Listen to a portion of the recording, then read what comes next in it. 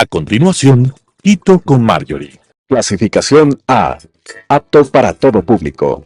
Las opiniones vertidas en este espacio por la producción y dirección del programa son de exclusiva responsabilidad de sus autores y de quienes intervienen en ellos.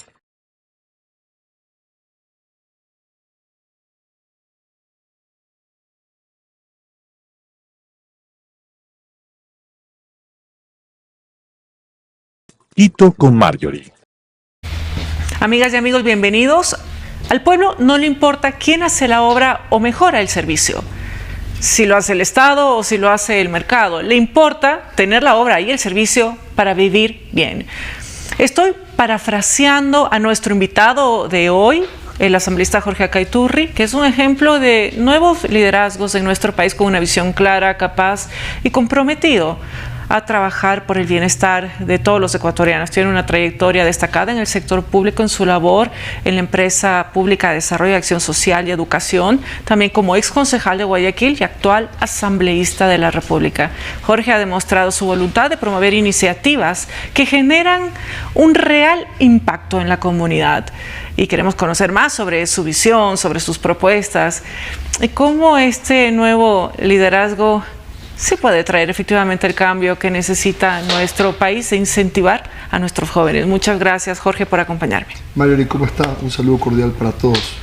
Jorge, el tiempo es cortito y quería primero que me comentaras cómo decidiste entrar en política. Nos conocemos muchos años, te quiero, somos amigos, he podido ver tu proceso, pero queremos contarle a toda la ciudadanía cómo un ciudadano decide dar el paso a involucrarse en política. A ver, primero, tan nuevo ya no, pues ya hasta acá las tengo, así que tan nuevo ya no. Pero bien, yo creo que nace del amor y la rebeldía. Y ojo que estas dos sentimientos son fundamentales cuando uno da un paso hacia una profesión gratificante, pero también muy complicada, como es el entorno político del Ecuador. ¿Por qué digo el amor? Porque cuando uno quiere servir, tiene que hacerlo con muchísimo amor y muchísima responsabilidad. Y la rebeldía para oponerse a las cosas que cree que son injustas. Yo nací en el año 82 y desde el año 82 vi al Ecuador ir de mal en peor. Y crecí en el 82, imagínate tú, en el Guayaquil de antes, en el Guayaquil de Elsa Bucarán, en un Guayaquil que tenía una cantidad de problemas terribles, y vi cómo cuando uno quiere hacer las cosas bien, cuando las hace con amor, con responsabilidad y compromiso, las cosas pueden cambiar. Me tocó vivir el proceso de la alcaldía, el ingeniero Flores Cordero y el abogado Nebot, el denominado modelo exitoso, que hizo que Guayaquil pase de ser denominado la Calcuta de América en 1990. Yo no volveré nunca de eso. Se fue el título de la revista Economics de fin de año de 1990 y pase a ser una de las ciudades que eran sinónimo de progreso, de desarrollo y de esperanza en el continente. Entonces, yo creo que eso te motiva a pensar que si otras personas lo pudieron hacer, tú también tienes que trabajar para aportarle a la sociedad y que ésta pueda salir adelante. Y el problema del Ecuador es algo contra el que yo siempre me he rebelado: la inequidad. La inequidad, la poca generación de riqueza y la mala redistribución de la misma, que se queda en muy pocas manos, beneficiando a pocos en vez de que pueda atender a muchos. La única forma de que una sociedad pueda salir adelante es cuando la gente tiene acceso a sus derechos, que son obras y servicios con calidad, calidez y cobertura. Lo público tiene que ser lo mejor, Marjorie, y eso tenemos que metérnoslos acá. ¿Y cómo hacemos para tener esta motivación? Es decir, eres parte de un recambio generacional en la política, enhorabuena, eres parte de un proceso, pero es un desafío para las organizaciones políticas y para cada individuo. Imágenes como tú, liderazgos como tú, nos permiten traer ideas frescas, garantizar también la permanencia de las mismas organizaciones en el sistema de partidos que están censurados, ¿verdad? Siempre la juventud aportará ese ímpetu, la energía, ideas, y nos permite renovar también otras actividades. Pero ¿cómo podemos usar tu ejemplo para combinar estas habilidades, la juventud y la experiencia? Primero, no creo ser un ejemplo de eso. No sé. Eso uno, pero a ver, sí creo yo que cuando uno se traza objetivos, tiene que trabajar de forma honesta y responsable para cumplir esos objetivos. Y te voy a hablar así con frontalidad. Yo llegué a un partido social cristiano que en el imaginario de la gente era un partido cerrado, en el que no se le daban oportunidades a gente nueva. Y sin embargo, me gané mi espacio a punta de trabajo, sacrificio, esfuerzo y resultados. Y llegué para la campaña seccional del año 2019, cuando el partido quería reconstruir su base nacional. Y comencé a viajar, a hacer contactos, a hablar con líderes importantes de todos los territorios e inspirándolos, creo yo, y esa palabra es clave, para que formen parte del proyecto de las 6 y aliados. No existe liderazgo si no hay inspiración, porque a la larga el fin del liderazgo es inspirar al resto en que los objetivos se pueden cumplir. ¿Y cuáles crees que son? Y hay que inspirar al resto en que ese objetivo se puede cumplir. Eres muy modesto, Jorge, pero me gustaría que nos digas cuáles son las características que desde tu punto de vista, desde tu experiencia, debe tener un líder. Frontalidad, responsabilidad, sinceridad, capacidad de trabajo, capacidad de comunicación para plasmar sus ideas, por supuesto, inteligencia y valor.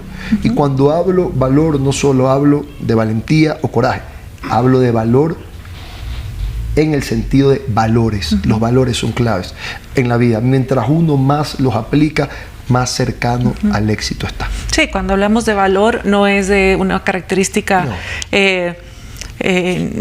Digamos, temeraria. No. Educación, tolerancia, respeto, amor por los demás. Todo ese tipo de cosas son valores que uno aprende en su casa y también va adquiriendo a lo largo y ancho de la vida. Y eso es importante. Yo siempre digo, lo que uno siempre tiene que ser es educado y respetuoso. Y así logras tener una carrera política progresiva, como lo has hecho. No sé si logras que la gente te quiera, todo es imposible que te quieran, pero sí logras que te respeten. Así es. Y bueno, y eso lo vemos en tu trayectoria. Estuviste en la DACE, cuéntanos un poquito de lo que fue tu experiencia. Esa fue una experiencia hermosa porque en verdad inicialmente no era mi objetivo participar en el municipio.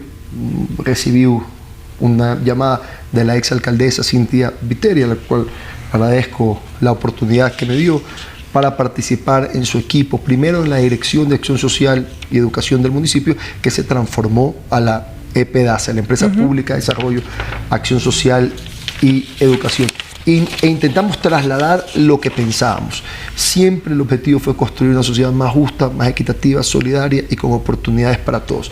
Nos dimos cuenta de las enormes diferencias económicas que existían y nos acercamos mucho más a los barrios, conociendo la realidad que mucha gente desconoce. Entonces, hicimos proyectos enfocados en la educación. Hasta aquel entonces era el mayor proyecto de becas con institutos particulares de educación superior de la historia del Ecuador. Imagínate tú, desde una EP municipal entregamos 16.000 becas con los mejores institutos para aquellas personas que no habían tenido la oportunidad, que no habían tenido un cupo, para la gente pobre, digámoslo así, de escasos recursos, y tuvieron la oportunidad de estudiar en el ITB, en el Ecotec, en Argo, en las mejores universidades e institutos que tiene la ciudad. Pero también le dimos un aporte enorme a la ciudad. ¿Por qué?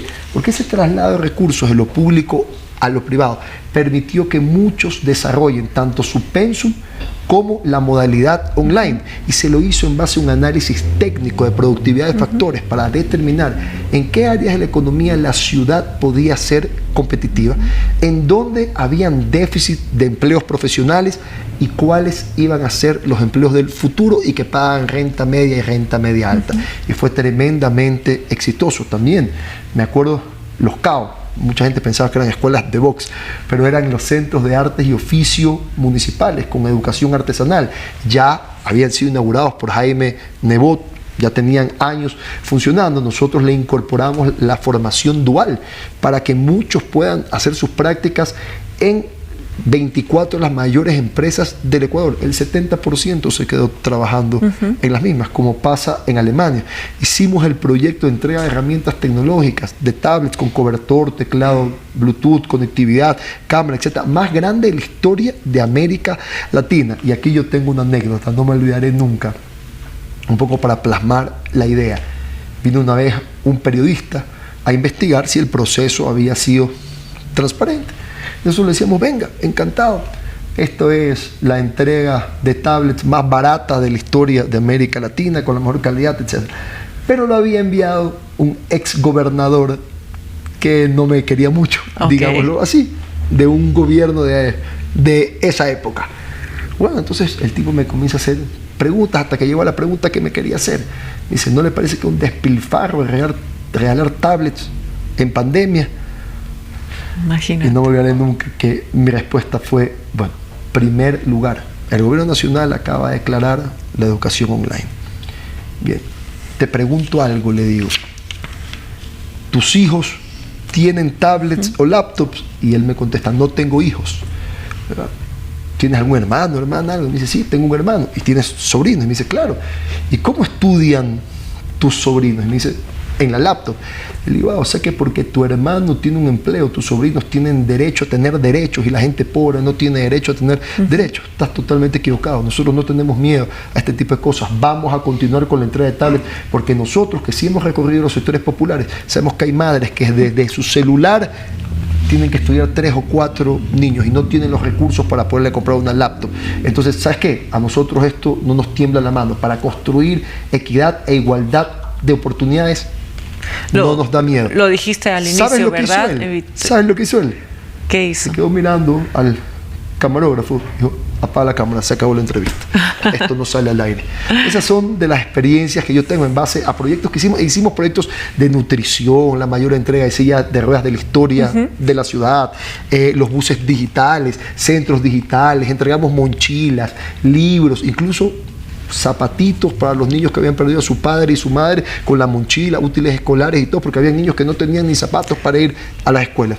Y creo que después de ese paso que la gente, creo yo, lo consideró exitoso, es que me ofrecieron ser candidato a concejal y yo acepté por la responsabilidad y el amor enorme que tengo por mi ciudad y por supuesto por el Ecuador, porque desde Guayaquil, que es la ciudad que mayor migración interna recepta, te encuentras con ciudadanos de todo el Ecuador. Si usted va al Guasmo Centro, donde está la red de mercados, se encuentra mucha gente de la Sierra Centro. Si va al barrio Nigeria, en Trinitaria, se encuentra muchísima gente, por ejemplo, que ha migrado desde Esmeralda, es decir, Guayaquil es una representación de todo el territorio nacional. Así es.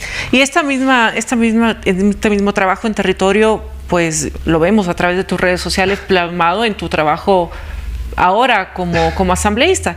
Cuéntanos un poquito cuáles son las áreas en las que has enfocado tus reformas. Encantado. A ver, mi trabajo legislativo, más que todo, aparte de los económicos urgentes, donde hemos hecho aportes importantes, por ejemplo, para que los costos de salud puedan deducirse del impuesto a la renta, asimismo, trabajadores, y etcétera.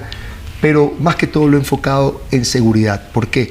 Porque en partes de mi recorrido en el Distrito 1, hay que entender, el Distrito 1 es el sur, la parroquia Jimena, Flores Cordero y ahora Letamendi, y es en donde está la mayoría de la red de puertos que tiene la ciudad, por lo cual es en donde el problema de la droga, el almacenamiento de la misma, etcétera, es bastante complicado.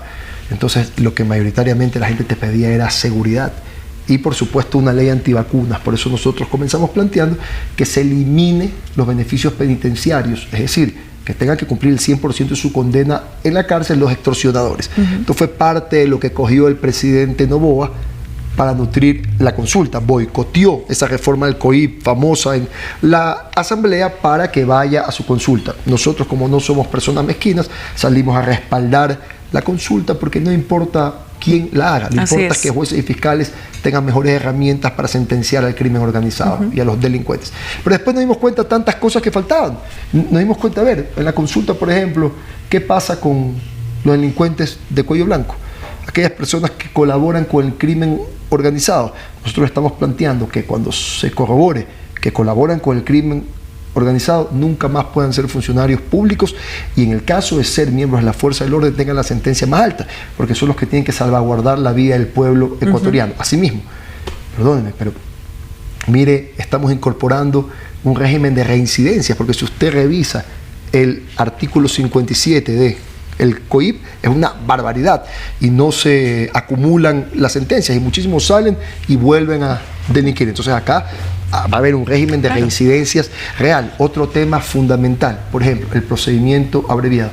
Muchos van, se declaran culpables y automáticamente les disminuyen la sentencia para los delitos que tienen de cabeza al Ecuador: sicariato, homicidio, asesinato, violación, extorsión, secuestro, producción, tráfico y comercialización de estupefacientes. Estamos pidiendo que se elimine el procedimiento abreviado. Y para estos mismos delitos, también las medidas cautelares, que el grillete, que la prisión en casa, etcétera, nada. Y la prisión preventiva le estamos eliminando la caducidad, porque se da muchísimos casos que viene el delincuente, compra al fiscal o compra el juez, te dictan prisión preventiva, 3 meses, etcétera, no te formulan los cargos nunca y salen con indignante velocidad de las cárceles. Ahora se van a tener que quedar en las cárceles hasta que se formulen los cargos. Son parte de lo que hemos propuesto en materia penal para que exista un régimen que permita condenar y sancionar con mano dura al crimen organizado, que los delincuentes sepan que si van a cometer un ilícito, sobre ellos va a caer todo el peso de la ley. Así debe ser. Y el apoyo también a todos nuestros emprendedores. Cuéntanos un poco. Sí. Todo lo que se ha hecho desde la bancada, desde tu trabajo de despacho en la Asamblea Nacional. Nosotros venimos tiempo luchando para que los emprendedores tengan mejores condiciones laborales, disminución de tramitología, crédito barato, suficiente y oportuno. Hemos trabajado fuertemente, créanmelo, para que puedan acceder a sus derechos. Entonces, todo este tipo de cosas terminan siendo fundamentales cuando uno quiere impulsar el desarrollo de una sociedad. Eso sí, de forma equitativa, de forma justa. Justamente, ¿verdad? Cuéntanos ahora, hemos vivido momentos complejos a nivel político. En general, el tejido social está afectado, pero la Asamblea Nacional en particular en estas últimas semanas y en esta semana específicamente, pues ha tenido que enfrentar varios desafíos, toma decisiones, estamos en una nueva administración. ¿Cuál es tu percepción de cuáles son las cuestiones que se llevan dentro del Pleno de la Asamblea Nacional y cuál es tu perspectiva futuro? ¿Cómo crees que tengamos resultados? Te la voy a definir con una frase que es mía también. El diálogo y las discrepancias son fundamentales para el buen funcionamiento de una democracia. De ahí nacen las ideas que solucionan los grandes problemas que tiene la humanidad. Y uno tiene que manejar las discrepancias de forma tolerante y trabajar en las coincidencias. Uno de los problemas que existe es que nadie comienza por las coincidencias. Nos quedamos discutiendo las discrepancias y no comenzamos a trabajar en lo que coincidimos. Y eso es fundamental cuando uno quiere sacar las cosas adelante. Y nuestra postura, la de la 6 histórica, que es en la que yo coincido, a favor de todo lo que creemos que es positivo para que el país salga adelante y en contra, de forma argumentada y con una propuesta alternativa y técnica, aquella que creemos que es nociva para el desarrollo del pueblo ecuatoriano. Cuando uno se maneja de esa forma, con frontalidad, con sinceridad, no tienen por qué haber los shows políticos que existen y que tanto menoscaban la credibilidad del Parlamento ecuatoriano. Cuando uno trabaja de forma frontal, siendo coherente entre lo que piensa, lo que dice, lo que siente y lo que hace, entonces adquiere la credibilidad de poder liderar proyectos para el beneficio de la gente. Y creo yo que es como tienen que actuar, no solo la 6, creo yo que es como tendrían que actuar todos los representantes del pueblo en las distintas bancadas. Ahora, la gente después sabrá quiénes cumplen los compromisos que les hicieron y quiénes no, y sabrán refrendarlos o sancionarlos en las urnas. Tú lo acabas de decir, el saber sancionarlos o refrendarlos en las urnas es el voto, ¿verdad? Es un importante mecanismo de rendición de cuentas y tú particularmente vas a la reelección. ¿Qué le puedes decir a todos los ecuatorianos para volver a pedir el voto? Primero, contarles que Marjorie resuelve, porque a pesar de no tener luz, tenemos luz y estamos pudiendo grabar. Eso uno. Dos, mira, Yo creo que es fundamental ver la hoja de vida de las personas, analizar qué han propuesto y si han cumplido o han engañado a la gente. De la credibilidad nace la confianza, y yo creo que de la confianza es de donde nace el voto.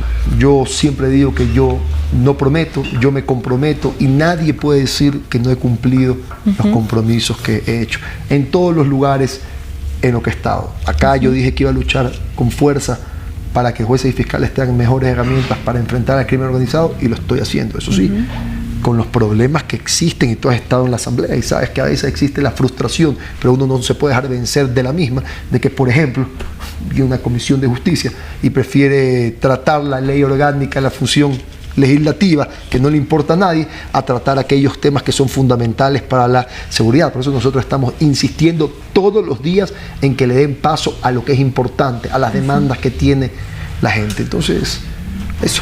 Te veremos 4 años más en la Asamblea Nacional. ¿Cuáles proyectos de ley van a quedar pendientes para retomar a partir de mayo del 2025? Estamos trabajando uno en el que me he demorado un poco, y es porque yo también tengo ciertas dudas sobre el mismo, y estamos intentando analizarlo desde el aspecto técnico y con todos los argumentos del caso, que es la ley de modernización del sistema financiero, fundamental para que la banca internacional pueda venir al Ecuador a dar crédito más barato, y el emprendimiento y la inversión que genera empleos, ingresos, consumo, ventas y la dinamismo de la economía pueda crecer. Entonces, eso lo estamos analizando. En eso estoy un poquito demorado, pero lo estoy trabajando técnicamente, y también recibiendo, por supuesto, la opinión de expertos en la materia. Voy a la reelección, si Dios quiere serán 4 años, si no también hay otros desafíos por delante. Así es. Me gustaría que nos hagas también a manera de corolario respecto a tu experiencia en el legislativo. ¿Qué le puedes decir a la ciudadanía que hoy siente que la política pues los ha defraudado y que venimos arrastrando incluso mochilas que no son nuestras? Es decir, la generación actual es muy presionada también por las generaciones mayores, que esperan que pues resolvamos todo lo que en su momento ellos no pudieron resolver, y tenemos esa obligación, por supuesto, de dar respuesta a la gente. Más que la política son los momentos que vive la sociedad ecuatoriana. Por supuesto que estamos en un momento nihilista, en el que existe una especie de desesperanza, porque no hay seguridad, no tienes luz. Imagínate. Todo está carísimo, no hay empleo, no hay salud, porque no hay medicinas y no hay atención médica, no hay educación de calidad con tecnología y nuevas metodologías incorporadas al proceso educativo. El turismo se encuentra totalmente destrozado. Entonces, cuando eso pasa, la gente siente desesperanza, y es algo normal. Pero hay una frase de mi madre, que en paz descanse, que yo no me la olvido nunca en mi vida. Y es cuando los caminos se ponen duros, los duros se ponen en el camino. Y creo que somos 18 millones de ecuatorianos que tenemos que unirnos y ponernos en el camino de los males que aquejan a la nación y salir adelante. No hay otro camino. El camino es reconstruir el tejido social. El camino es trabajar en base a los principios de la equidad, la solidaridad y la justicia, para que todos tengan igualdad de oportunidades y el Ecuador pueda salir adelante. Mira, yo siempre digo algo. Parte del problema, no solo ecuatoriano, el problema latinoamericano es la cultura del individualismo, la cultura del chavido, como le digo yo. Primero yo, segundo yo, tercero yo. El día que dejemos el yo de un lado, demos paso a la palabra todos, ese día vamos a entender que lo colectivo es lo que impulsa lo individual.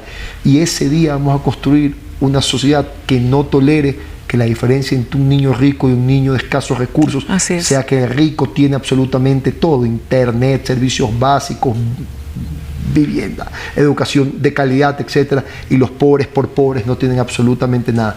Si nosotros logramos desmontar esas infraestructuras de inequidad que tanto han afectado al Ecuador y que han afectado a América Latina, daremos el paso definitivo para la meritocracia. Y ahí sí, con igualdad de oportunidades, cuando nuestros niños crezcan y vayan al mercado laboral, va a ser el que más se esforzó, el que más trabajó, el que tenga los mejores empleos. Y la riqueza se genera y se redistribuye por un proceso natural y no impositivo ni impuesto, como pasa en los países desarrollados. Muchas gracias, Jorge, por acompañarnos el día de hoy y compartir con nosotros su visión, sus propuestas y también los desafíos que tiene, ¿verdad? Entendemos tu liderazgo y entendemos que no solo se mide por por la gestión, por la habilidad, sino porque se concreten en la vida de la gente. Creo que en tu trayectoria has demostrado que un liderazgo necesita compromiso, transparencia y una visión a largo plazo que trascienda lo individual. Totalmente de acuerdo. Te deseo mucho éxito y bueno, esperamos que nos vuelvas a acompañar. Creo que eres un ejemplo para nuestros jóvenes de que sí se puede hacer las cosas diferentes. No sé si tan joven, pero bueno. Pero gracias por la entrevista y un saludo cordial para todos que son todos tus seguidores, que son muchísimos, ¿no? Lo que quiero hacer énfasis, hemos hablado en el tema de la edad. Decir que cuando hablo de liderazgo no me refiero a un tema etario. No. Estamos más o menos por la misma edad, sino pues... Pero a ti se te ve jovencita y a mí no. Entonces, bueno. Sino es las habilidades y la actitud con la que enfrentas los desafíos de los que hemos hablado. Así que te agradezco nuevamente, Jorge, por acompañarme. Amigas y amigos, espero que este programa haya sido de su interés y que sigan disfrutando de la señal de Telesucesos. Soy Marjorie Chávez. Agradezco nuevamente a Jorge Acaiturri por habernos acompañado.